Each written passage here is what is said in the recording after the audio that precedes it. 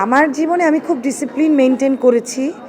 আর আমি একটা জিনিস খেয়াল করে দেখলাম যে এখন অনেক বড় বড় শিল্পীদের সাথে আমাদের যখন উঠা বসা হয়, কথাবার্তা যখন শুনি, বেসিক্যালি আমি সবাইকেই দেখি খুব ডিসিপ্লিন লাইফ যাদের, তাদেরকেই আমি অনেক বড় হতে দেখেছি। সেটা যে আসলে জেনে বুঝে করেছি তা না, হয়তো আমার পরিবার সবাই ডিসিপ্লিনটা মেনটেন করেছে, ওইরকম অনুশাসনে আমাকে রেখেছে বলে হয়তো করেছি। যেমন তার জলজান্ত প্রমাণ তো আজরাই।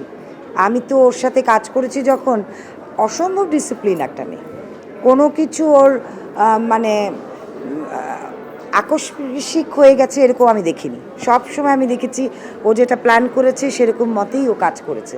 ডিসিপ্লিনটা আসলে শুধু একজন শিল্পীর জন্য না, একজন মানুষের জন্যও খুব জরুরি ডিসিপ্লিনটা।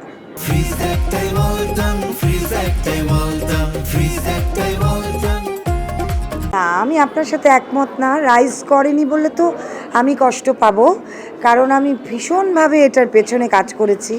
আমি এবং আমরা অনেকে, তার মধ্যে নোবেলের নাম নিতে হয়, পল্লবের নাম নিতে হয়, ফয়সালের নাম নিতে হয়, তানিয়া, সুইটি, আমরা তখন একটা ব্যাচ একসাথে কাজ করেছি। এবং র্যাম্প মডেলিং যেরকম করেছি, আমরা টেলিভিশন মডেলিংও পাশাপাশি করেছি। এবং এটার পারিশ্রমিক থেকে শুরু করে সব বিষয়ে কিন্তু আমরা অনেক তুলে ধরার চেষ্টা করেছি। আমাদের তখন যে মেকাররা ছিলেন, আফজাল হোসেন, তারপরে সাইদুল আনাম টুটুল, তারেক ভাই, এনারাও কিন্তু আমাদেরকে অনেক সাপোর্ট করেছে। আগে মডেলিংটা যারা করতেন, তারপরে ব্যাচটা আমরা যখন এসছি, তখনও কিন্তু হাতে গোনা মডেল ছিলেন। আমার মাও কিন্তু ওই সময়কার স্টিল মডেলের মানে অ্যাডের মডেল ছিলেন।